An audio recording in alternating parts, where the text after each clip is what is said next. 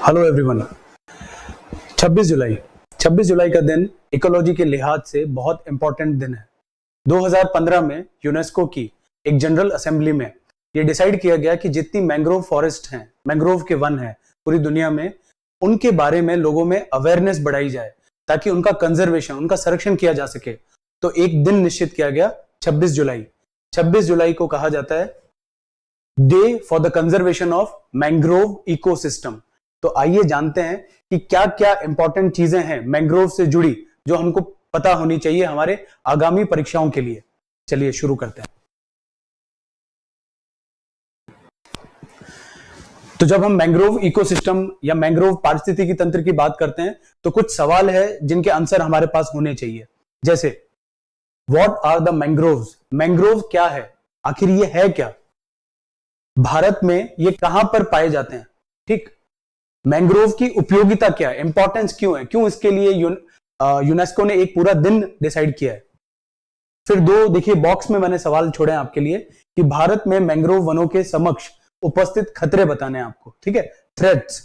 दूसरा, सरकार जो है इन खतरों से निपटने के लिए क्या कदम उठा रही है। ये जो नीचे के दो सवाल है ये आपको करने हैं और कमेंट बॉक्स में रिप्लाई करना है आपको, ठीक है। तो अब चर्चा करते हैं मैंग्रोव के बारे में। आइए जानते हैं कि मैंग्रोव क्या है। ठीक, तो देखिए ये वहां उगते हैं। ये मैंग्रोव एक वन है जो कहां उगेंगे? जहां पर फ्रेश वाटर और सॉल्ट वाटर, मीठा पानी और खारा पानी मिलते हैं, उस क्षेत्र में डेवलप होते हैं मैंग्रोव।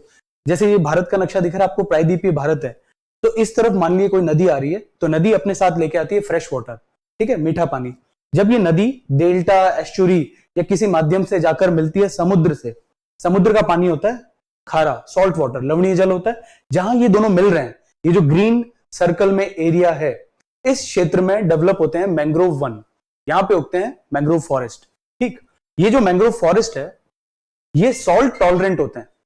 इसका मतलब ये है कि लवण में ना, सॉल्ट वाटर में ये पैदा हो सकते हैं, उसके प्रति सहिष्णु है, इनसे उनको फर्क नहीं पड़ता है। ठीक, कैसा दिखता होगा मैंग्रोव फॉरेस्ट? मैंग्रोव फॉरेस्ट का एक पेड़, जैसे ये मैंग्रोव फॉरेस्ट का एक पेड़ मान लेते हैं इसको अपन। इसकी जो पत्तियां होती है वो मोटी होती है और रसीली होती है, ठीक है, वैक्सी होती है। इसकी जो जड़ें होती है, आप देख रहे हैं एक स्पेशल टाइप की जड़ें, ये जड़ें पानी में से बाहर की तरफ निकल जाती है। ये बाहर क्यों निकलती है? ऑक्सीजन के एक्सचेंज के लिए, आदान प्रदान के लिए, क्योंकि ये जिस क्षेत्र में उगते हैं वो क्षेत्र मार्शी होते हैं, दलदली। तो वहां पे ऑक्सीजन के एक्सचेंज के लिए ये जड़ें इस तरह से बनती है कि ये पानी से बाहर निकल जाती है। इनको न्यूमेटाफोर्स कहते हैं, ब्रीदिंग रूट्स, ठीक है, वायवीय श्वसनीय जड़ें। इसमें एक विशेषता और है कि इसके जो बीज होते हैं, ठीक, ये बीज जो है इसी पेड़ के ऊपर अंकुरित हो जाते हैं। यानी इन बीजों को जमीन की जरूरत नहीं है, ये पेड़ के ऊपर ही स्वतः ही अंकुरित हो जाते हैं। ये एक और इसकी विशेषता है। ठीक, प्लस ये किन क्षेत्रों में उगेंगे? तो वहां वर्षा और तापमान की स्थिति क्या होनी चाहिए? तो वर्षा उन क्षेत्रों में होनी चाहिए 100 से 300, यानी अत्यधिक वर्षा वाले क्षेत्रों में उगते हैं। हाई रेनफॉल होना चाहिए 100 से 300 सेंटीमीटर। टेम्परेचर कैसा होना चाहिए? 26 डिग्री से 35 डिग्री के बीच में। यानी मोटे मोटे तौर पे समझे हम तो हमारा जो ट्रॉपिकल रीजन है, उष्ण कटिबंध, और थोड़ा बहुत सब ट्रॉपिकल रीजन, उपोष्ण कटिबंध, इन क्षेत्रों में पाए जाएंगे मैंग्रोव वन। आगे जानते हैं मैंग्रोव वनों की स्थिति इंडिया में, भारत के कॉन्टेक्स्ट में। तो पहले हम देखते हैं कि मैंग्रोव की जो फॉरेस्ट है ये दुनिया में कहां कहां है। तो ये दुनिया के 123 देशों में उपलब्ध है। ठीक, 123 में भी मुख्य रूप से कौन से बेल्ट, कौन से रीजन में मिलते हैं? तो ट्रॉपिकल और सब ट्रॉपिकल में, क्योंकि हमने टेम्परेचर देखा था 26 डिग्री से 35 डिग्री सेल्सियस के बीच में। चलिए, फिर एक रिपोर्ट है ISFR 2023, ठीक है, भारत के वन सर्वेक्षण की रिपोर्ट है, इंडियन फॉरेस्ट रिपोर्ट है। इस रिपोर्ट के आधार पर भारत का जो मैंग्रोव क्षेत्रफल है कुल मिलाकर वो 4992 वर्ग किलोमीटर है, 4992 स्क्वायर किलोमीटर। भारत का जो कुल क्षेत्रफल है उसका ये मात्र 0.15, सिर्फ इतना सा एरिया है। ठीक, भारत में ऐसा कौन सा राज्य है जिसके पास सबसे ज्यादा मैंग्रोव वनस्पति है? तो वो है वेस्ट बंगाल। ठीक, और दूसरा इसके बाद अगर कोई राज्य है तो वो है गुजरात।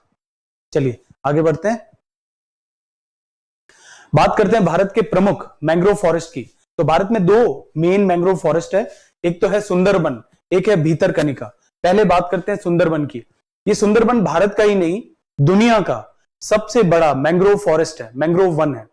और ये सिर्फ भारत में ही नहीं है, भारत के पड़ोसी देश बांग्लादेश तक में फैला हुआ है। ठीक, यूनेस्को द्वारा वर्ल्ड हेरिटेज साइट घोषित किया जा चुका है इसे, विश्व धरोहर स्थल। इसके अलावा यहां क्या मिलता है, तो यहां पे मिलता है royal Bengal tigers plus Gangetic dolphin, Ganga में पाई जाने वाली डॉल्फिन और रॉयल बंगाल टाइगर, यहां मिलते हैं सुंदरवन में। इसके बाद जो दूसरा प्रमुख मैंग्रोव वनस्पति क्षेत्र है वो है भीतरकनिका। यह मिलता है उड़ीसा के तटीय क्षेत्र में। यह एक नेशनल पार्क भी है, राष्ट्रीय उद्यान भी है। यह भारत का दूसरा सबसे बड़ा मैंग्रोव वन क्षेत्र है। यहां पर क्या मिलेंगे आपको, तो यहां पर आपको एक दुर्लभ प्रजाति मिलती है, ऑलिव रिडले टर्टल, एक वल्नरेबल स्पीसीज है। दूसरा यहां पे सॉल्ट वाटर क्रोकोडाइल, खारे पानी के मगरमच्छ मिलते हैं। तो ये दो इंपॉर्टेंट हो गए आपके लिए, सुंदरबन और भीतरकनिका। अब देखते हैं इनका फायदा। ठीक है, इनके क्या फायदे हैं, चलिए पहले हम इसकी एक डेफिनेशन देखते हैं जो यूनेस्को ने इसके बारे में कही है। तो यूनेस्को ऐसा कहता है कि मैंग्रोव फॉरेस्ट जो है, मैंग्रोव पृथ्वी के सबसे अद्भुत पारिस्थितिकी तंत्रों में से एक है। ठीक, प्लस ये ऐसे असाधारण पारिस्थितिकी तंत्र है जिनसे आपको खाद्य की सुरक्षा, फूड सिक्योरिटी, समुद्र तट की रक्षा, ठीक है, कोस्टल डिफेंस, प्लस तटीय समुदाय जो कोस्टल एरिया में जो लोग रहते हैं उनकी लाइफ इस पे डिपेंड करती है ना, आजीविका इन पे निर्भर करती है, उन सब में ये योगदान करते हैं। और ये परिभाषा किसकी है, यूनेस्को द्वारा दी गई है। ठीक है, आगे बढ़ते हैं। अब इसके लास्ट चरण में आते हैं कि हमको इनसे क्या लाभ है। तो ये लाभ जो है ये 4 कैटेगरी में बांटे हमने। सबसे पहला तो नेचुरल कोस्टल डिफेंस या बायोशील्ड, इनको जैविक आवरण या जैविक कवच भी कहते हैं। ये तट पर जिस तरह से लगते हैं, ये तट पे सबसे पहले सॉइल का इरोजन, मिट्टी का अपरदन रोकते हैं, सुनामी, ऊंची नीची लहरों से तट की रक्षा करते हैं, तट के कटने फटने को रोकते हैं। तो ये नेचुरल कोस्टल डिफेंस है, ठीक, जिसको बायोशील्ड भी कहते हैं। फिर दूसरा जो सबसे बड़ा लाभ है हमें, वो है कार्बन सिंक का। ये कार्बन सिंक एक इतना इंपॉर्टेंट कॉन्सेप्ट है कि ये हमको वैसे भी पता होना चाहिए। ठीक है, तो कार्बन सिंक क्या है कि कार्बन सिंक पृथ्वी पर उपस्थित ऐसी जगहें हैं जहां पर कार्बन का एब्जॉर्ब, कार्बन का अवशोषण तो होता है ज्यादा और कार्बन मुक्त किया जाता है इनके द्वारा कम। यानी ये वो जगह है जो पृथ्वी पर कार्बन एक्सर्शन का बैलेंस बना के रखती है। ठीक, तो यूनेस्को ने एक रिपोर्ट जारी करी। यूनेस्को ऐसा कहता है कि 1 हेक्टेयर अगर कहीं पे मैंग्रोव वनस्पति है, कितनी, 1 हेक्टेयर, अगर कहीं पर 1 हेक्टेयर मैंग्रोव वनस्पति है तो वो 1 साल में 3754 टन कार्बन का अवशोषण करते हैं, एब्जॉर्ब करते हैं और दुनिया को कार्बन फ्री कर रही है। तो ये बहुत इंपॉर्टेंट बात है।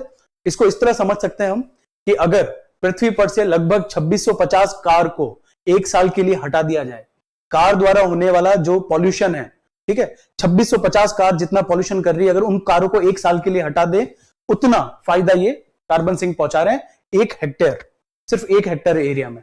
ठीक, अगला है इकोनॉमिक सिग्निफिकेंस। क्योंकि ये तटीय एरिया में है तो ज्यादातर ये जो सपोर्ट करते हैं या इनसे हमें जो फायदा होता है वो ब्लू इकोनॉमी को होता है। ठीक है, ब्लू इकोनॉमी के तहत अपन को किन किन फैक्टर्स में फायदा होता है, तो वो सेक्टर्स हैं जैसे मछली पालन, ठीक है, लकड़ी रहित वनोत्पाद, हनी कलेक्शन, शहद का एकत्रीकरण, प्लस इको टूरिज्म, पारिस्थितिकी पर्यटन। ये बहुत इंपॉर्टेंट फैक्टर है, पारिस्थितिकी पर्यटन आजकल ये बहुत चर्चा में है। फिर है सपोर्ट्स बायोडाइवर्सिटी। मैंग्रोव वनस्पति जो है इस पे बहुत दुर्लभ प्रकार के पेड़ पौधे मिलते हैं आपको, उन पेड़ पौधों के सहारे सारे दुर्लभ प्रकार के जीव जंतु भी रहते हैं। तो ये बहुत कॉम्प्लेक्स बायोडाइवर्स सिचुएशन है। तो ये मैंग्रोव वनस्पति जहां होगी वहां की बायोडाइवर्सिटी या जैव विविधता भी बहुत हाई होगी, उच्च होगी। ठीक, अब चलते हैं उन प्रश्नों की तरफ। अब आपको क्या करना है, अब आपको देखना है कि भारत में जितने मैंग्रोव वन है, इनफैक्ट दुनिया में जितने मैंग्रोव वन है, वो सारे के सारे अब खतरे में, क्लाइमेट चेंज और ऐसे कई फिनोमिना है। आपको वो कारण ढूंढने हैं जिसकी वजह से भारत में मैंग्रोव वन खतरे में है, पहली बात। दूसरी बात, मैंग्रोव वनों के संरक्षण के लिए, कंजर्वेशन के लिए गवर्नमेंट ने कौन सी स्कीम्स जारी कर रखी है या क्या स्टेप्स उठाए हैं, ये दोनों आपको करके कमेंट सेक्शन में बताना है आपको।